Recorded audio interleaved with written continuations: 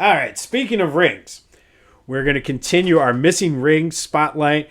And we're going to go back to this era of Phillies baseball. And today we're going to spotlight Cliff Lee and Roy Halladay. And I put both of these guys together, even though the whole situation was kind of wonky.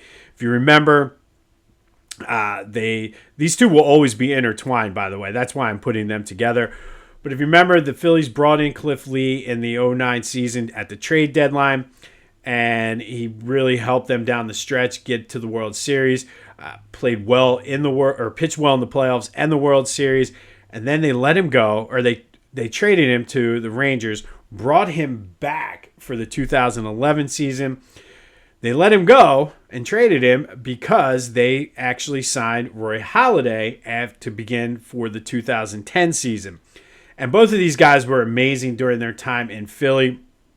And it's a shame that neither one of them won World Series rings. I mean, in 2009, they lost the World Series.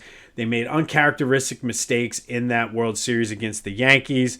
And it was Cliff Lee, though, living up to the hype. If you remember Game 1 when the Phillies won, the nonchalant catch like he was bored. He also pitched the only game they won at home that year. I was in attendance for that game. But Cliff Lee certainly lived up to the hype, and we were looking forward to the 2010 season. Unfortunately, they did not have Roy Halladay and Cliff Lee in 2010. I wonder if that season had played out, how it would have played out if the Phillies had kept Cliff Lee. But in 2010, Halladay won the Cy Young. They lost in the NLCS to the Giants, who were a hot team. The Phillies' bats went cold. Sound familiar? Arizona Diamondbacks. But they did come back and bring Cliff Lee back. They had the four aces. They had Hamels, Lee, Halladay, and Roy Oswalt. But once again, in 2011, despite winning a club record 102 games, they lost in the NLDS because the bats got cold. And then after the 2011 season, Roy Halladay and Cliff Lee both got old very fast. Halladay especially. Cliff Lee, I think, has disappeared from the face of the earth. You never see him anywhere. You never hear from him. I don't know where he is, what he's doing.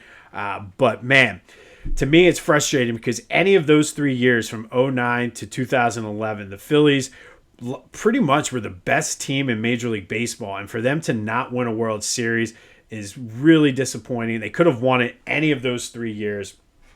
They left a lot of meat on the bone. And it's a shame that Cliff Lee and Roy Halladay, neither one were able to win World Series titles with the Phillies.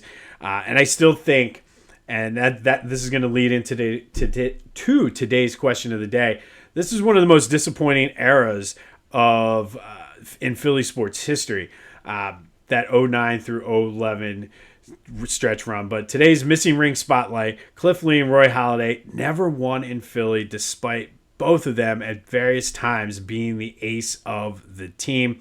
Very disappointing.